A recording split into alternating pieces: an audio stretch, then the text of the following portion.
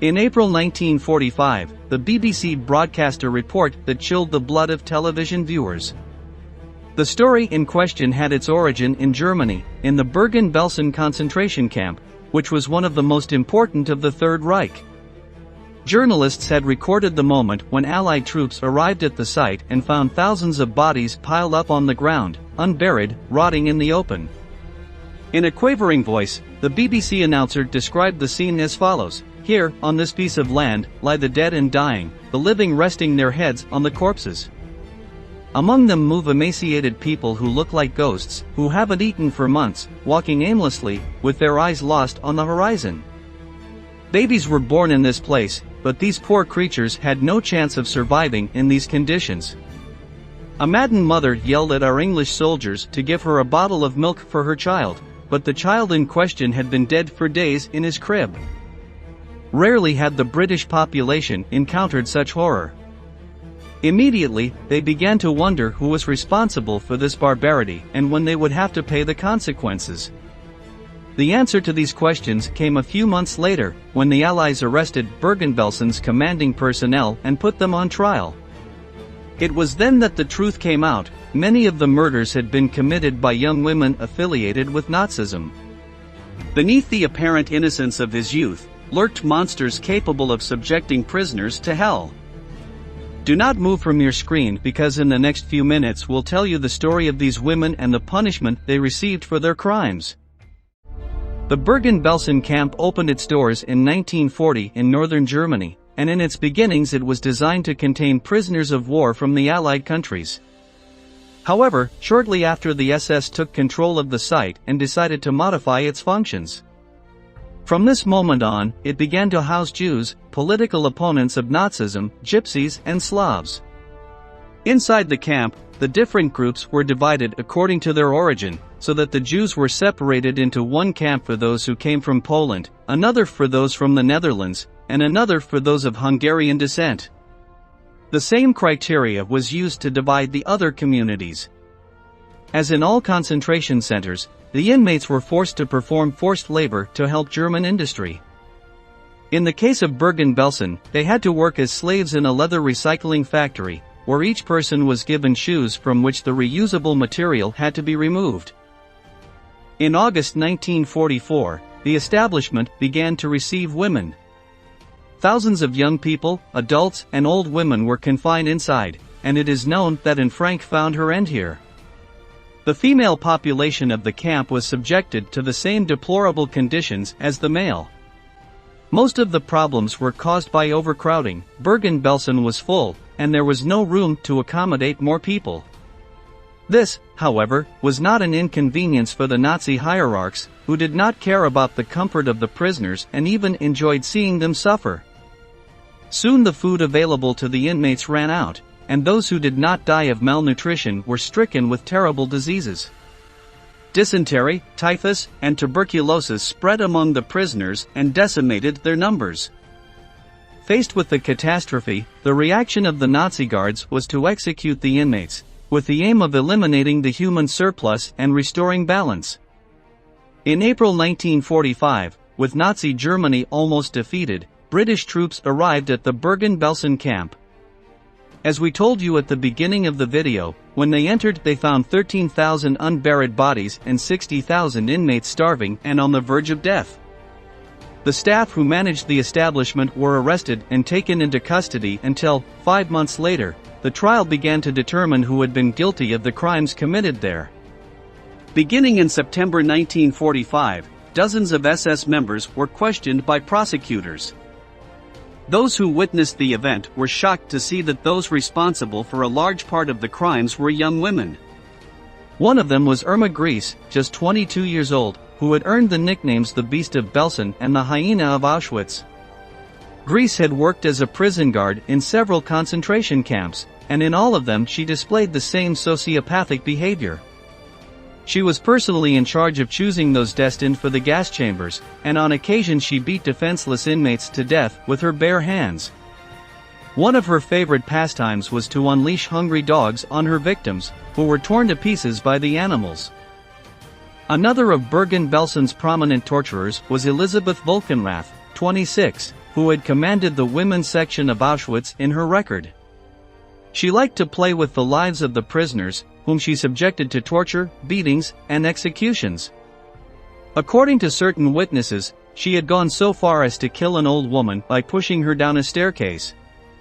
Among the defendants in the trial, there was also Johanna Bormann, known as the Woman of the Dogs, since she shared the same passion as Irma Gries for letting the inmates be devoured by her dogs. The jury ruled that the crimes were so heinous that they deserved the death penalty. 10 other SS guards, however, were sentenced to prison, as there was insufficient evidence against them. On December 13, 1945, the scaffold was prepared for Gries, Volkenrath, and Bormann to take their last steps. The person in charge of the execution was Albert Pierrepoint, a professional executioner who had the habit of interviewing the sentenced and taking their body measurements, to calculate the exact length of the rope that was to hang them. In his memoirs, Pierrepoint gives details of what the meeting with each of the women was like. Her brief moment with Irma Gries went as follows. When we opened her cell, she came up to us laughing. She looked like the type of girl you want to date. She answered all the questions I asked her, but when I wanted to know how old she was, she kept quiet and looked at me with a knowing smile. At that moment I realized that asking a woman how old she is was awkward and impolite, although she finally answered. After taking her measurements, at 9:34 in the morning, she entered the execution room and walked to the center of her scaffold. There was a chalk mark indicating where she should stand. We put a white hood over her head and wound the noose around her neck. The last thing Irma said was schnell, which in German means fast. The trap opened and within a few minutes, the doctor pronounced her dead. 30 minutes later it was the turn of Elisabeth Volkenrath, who until the last minute denied having participated in the crimes of Bergen-Belsen or having any knowledge of the Holocaust. At 10:04 in the morning the gallows did their duty and broke Volkenrath's neck. Half an hour later, the guards led Johanna Bormann to her scaffold. The woman was 52 years old and her health was failing, as she limped noticeably. The last thing she said before she died was, "I have feelings too." This is how the story of these women came to an end, who went down in history as the cruelest of the Third Reich. Although the victims could in no way be compensated for their suffering, the sentences served to show them that there was still justice in the world.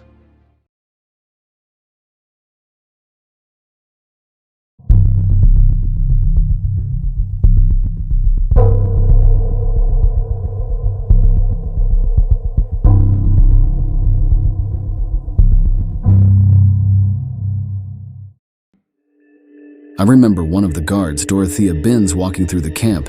I can still see her before my eyes. The day when an exhausted prisoner passed by her, stumbled, and fell is etched in my memory. With great effort, she got up and staggered away. Such a scene was enough for Dorothea, who called the dogs and set them upon the helpless inmate. They were wild, fierce beasts, trained specifically to tear apart the victim until they ceased to breathe. This is the testimony of Olga Golovina, a survivor of Ravensbrück, a concentration camp notable for being exclusively for women. Here, the female guards had free rein to indulge their darkest impulses. The result was an array of aberrant tortures, ranging from simple yet forceful beatings to dismemberment with axes. Eventually, the bloodbath came to an end with the conclusion of the Second World War, and those responsible for the atrocities received their just punishment. Today, in this new episode of Military History, we will tell you all about the executions of the guards of Ravensbrück. Ravensbrück began official operations in May 1939. Its construction was ordered by Heinrich Himmler, the leader of the SS, to have a place to house the female population. The camp was located in northern Germany, just 90 kilometers from the city of Berlin. Initially, around 2,000 women accused of opposing Hitler's regime were imprisoned there, among whom was a group of 50 Jehovah's Witnesses. They had been arrested for distributing propaganda, claiming that the Führer was the incarnation of the Antichrist. Their audacity had cost them their freedom. Other prisoners included communists and former members of the Reichstag, the German parliament. although not only political enemies of Nazism were taken there. Prostitutes, gypsies, criminals, and homosexuals were also considered dangerous to German society, and therefore were sent to the camp. The population of the facility increased to the point that just 8 months after the start of the Second World War, its maximum capacity had already been exceeded. The inmates lived crowded in dirty barracks, dressed in rags, starved and ravaged by diseases. Let's hear the testimony of Agnès Postvenet, who was sent to Ravensbrück for being part of the French resistance. She remembers her first impression upon entering the site.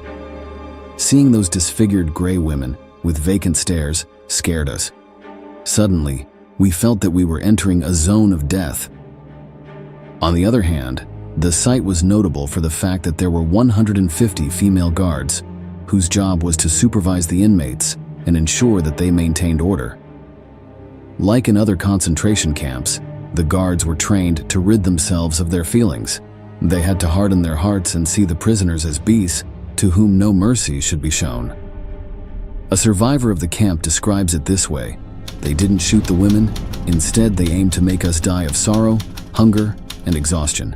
When we arrived at Ravensbrück, the first thing I saw was a cart full of stacked corpses. Their arms and legs hung outward, and they had their eyes and mouths open in a grimace of horror. They dehumanized us. We felt that even cattle had more value than us. The guards were not only complicit in everything that happened there, but often directly responsible for the abuses. One of the most hated was Emma Zimmer, who began working in the camp in 1939, shortly after its opening. She was one of those responsible for selecting the women who would go to the gas chambers, which made her the target of hatred from the inmates.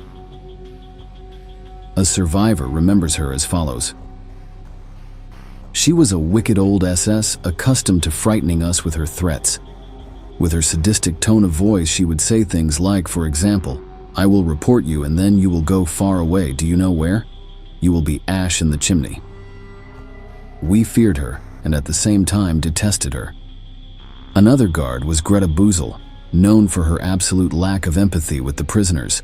On one occasion, she was heard saying the following: "If any of the prisoners are too tired to work, they should be sent to rot." Interestingly, she had studied to be a nurse and help others, but fate led her to work in a concentration camp where her task was to prepare women to die poisoned with the lethal gas Zyklon B. However, the most hated guard in Ravensbrück was Dorothea Benz, a woman whose cruelty exceeded all imaginable limits. She entered the camp for the first time in 1939 after volunteering to work in the kitchen. At that time, she was 21 years old, and no one suspected that a young woman with such an innocent appearance would become a true monster. In late summer 1940, she was promoted to the position of subdirector of a cell block, which meant that the inmates were at her disposal. It was at that moment that she unleashed her cruelest side and acquired the taste for savagely beating the prisoners until they were on the brink of death. In 1944, her inhumanity was rewarded with a new promotion, this time to the position of Oberaufseherin, meaning chief supervisor of the concentration camp. Her power was absolute, and although she had other direct superiors she had to obey, the truth is that she was allowed to do as she pleased. Dorothea would inspect the prisoners twice a day. The women had to line up in the courtyard for hours without being able to move, regardless of whether it was sweltering hot, bitterly cold, pouring rain, or they were exhausted from hunger. They couldn't speak, sit, look at each other, and certainly not gaze upon the guards. The process lasted a couple of hours until every inmate had been called by name to confirm their presence and prove that none had escaped. The photograph you are currently seeing shows Dorothea in her work uniform, standing next to her gigantic German Shepherd. The dog was trained to attack at the signal of the supervisor, something that, as we saw at the beginning of the video, happened frequently. Binz had little patience for those who broke the rules, no matter how insignificant the infraction. A woman with improperly fastened clothes, or who accidentally dropped a crust of bread to the ground, could receive dozens of lashes as punishment. Dorothea used to walk with a whip in one hand, scanning the prisoners from head to toe, looking for any excuse to strike them. Next, we will hear the testimony of Dagmar Hajkova, a Czech survivor of Ravensbrück, who witnessed one of the supervisor's most brutal crimes. Dorothea noticed a woman she thought wasn't working hard enough. She approached her and slapped her to the ground. Then she took an axe and started hacking at the inmate, until her lifeless body was nothing but a bloody mass. When she finished, Dorothea wiped her shiny boots with a dry piece of the corpse's skirt. She mounted her bicycle and pedaled back to her quarters unhurriedly as if nothing had happened. The guards continued to behave like angels of death throughout the war, although their reign of terror was approaching its catastrophic end. In the spring of 1945, as the Third Reich was cornered, the Red Army of the Soviet Union launched a sweeping advance into German territory. On April 30th of that year, they reached Ravensbrück and liberated the 3,000 survivors who were still imprisoned there. In the following weeks, the camp guards were identified and arrested by the Allies. Immediately, a trial against them began. Evidence of their crimes was collected, and witnesses who could testify to the abuses were sought. Greta Bösel and Emma Zimmer, whom we mentioned earlier, were found guilty of committing war crimes related to the mistreatment of prisoners. They were executed by hanging on May 3, 1947, and September 20, 1948, respectively. The fate of Dorothea Binz, the all-powerful supervisor of the concentration camp, would not be much different. In April 1945, upon learning that the Soviets were approaching her position, she decided to escape on her own. She was aware that if the Russians caught her, she could consider herself dead, so she risked everything in a desperate escape. She only made it to Hamburg, where she was quickly identified by a patrol of the British Army and taken into custody. The trial against Dorothea and other officers of Ravensbrück lasted 2 years, and in the end, the former supervisor was sentenced to death by hanging. What you are seeing now is the filmed record of the moment when the accused heard their final sentence. There, identified with a sign bearing the number 5, was Binz. In April 1947, while awaiting death, Dorothea attempted suicide by cutting her veins. However, she was saved by the guards who intervened just in time to prevent her from escaping justice. On May 2nd of that year, she was led to the gallows, where she was forced to stand on the trap door. A black hood was placed over her face and the noose was tightened around her neck. Then, the executioner activated the mechanism. Dorothea Binz fell through the hole, and her neck broke instantly. Thus, the story of the torturers of Ravensbrück reached its grim conclusion.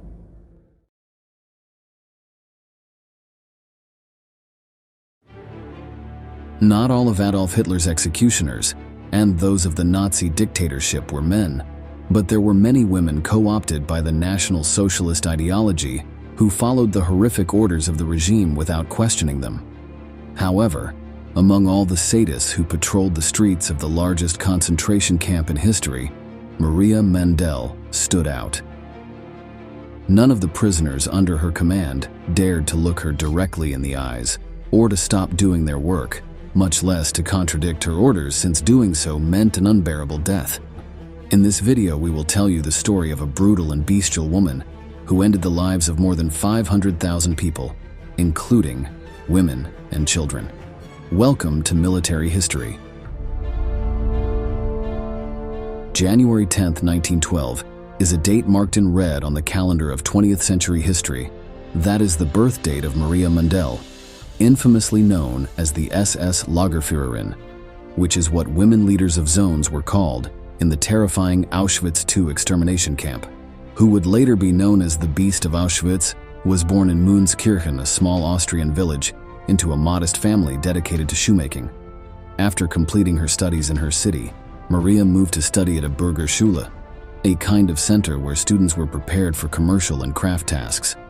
There, Maria enjoyed great popularity thanks to her undeniable beauty. After a series of job failures, Maria finally found work in October 1938, thanks to a relative who worked for the Führer's regime. The young woman was hired as a guard at the incipient internment center of Lichtenberg, one of the first Nazi concentration camps. When this sinister establishment became too small to accommodate the large number of arriving prisoners, the Ravensbrück camp was built in 1939, which was reserved only for women, an ideal space for the beast to feed and grow. In Ravensbrück is where she began to earn her perverse fame due to the inhumane treatment she subjected the inmates to. Although her job consisted of training other companions in administrative tasks, Maria Mandl wanted to be at the forefront of cruelty. This place represented the first step on the path this woman took to perpetrate the most macabre humiliations, tortures, and crimes that the average human mind can imagine. In the camp, Mendel was in charge of the daily routine of the inmates, and those who did not withstand the exhausting sessions were transferred to the punishment bunker, where they were humiliated and punished.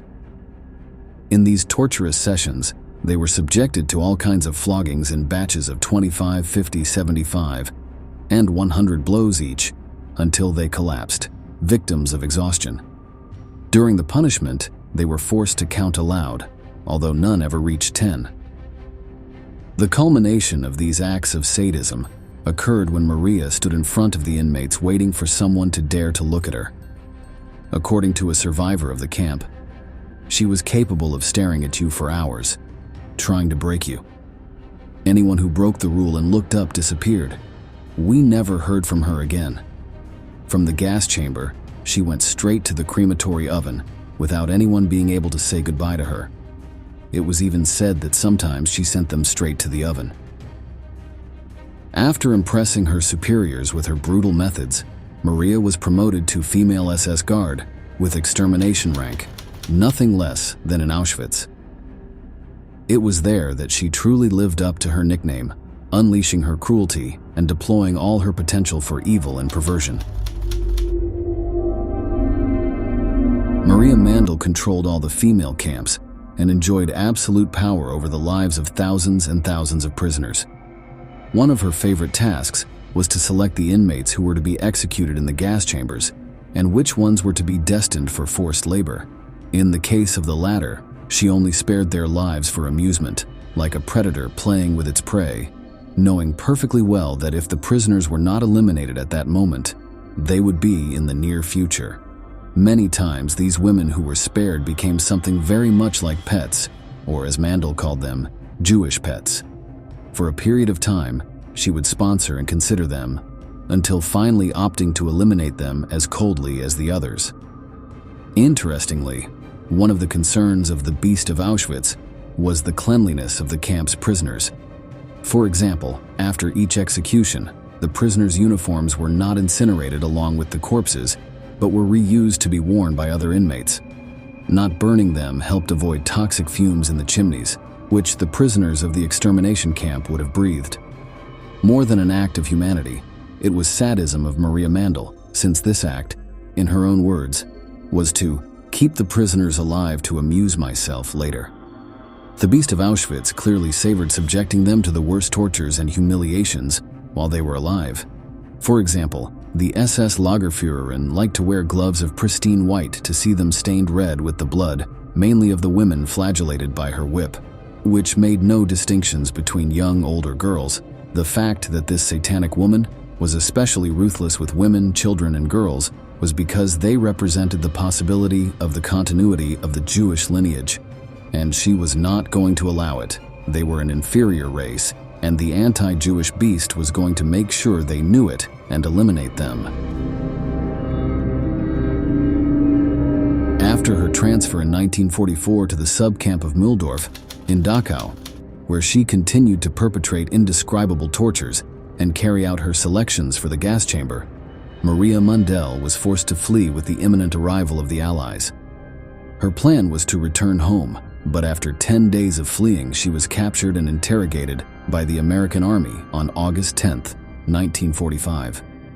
After being detained for approximately a year, she was transferred to Poland, where she would be tried for crimes against humanity. During that trial, the voices, until then oppressed, of the inmates who had been rescued from the extermination camps where Maria Mandl had carried out her criminal abuses were heard.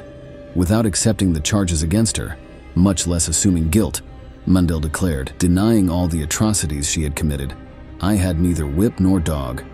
While serving in Auschwitz, I was hindered by the terrible severity of Rudolf Höss. I was totally dependent on the commander and could not inflict any punishment. On December 22, 1947, the court handed down its verdict, and Maria Mandel was sentenced to die by hanging for murdering, torturing, and humiliating 500,000 people, including an immeasurable number of children. After her conviction, Mandel had the opportunity to repent of her crimes, with a prisoner named Stanisława Raczławowa, a former Auschwitz prisoner who was imprisoned on charges of being a communist, in the same prison cell.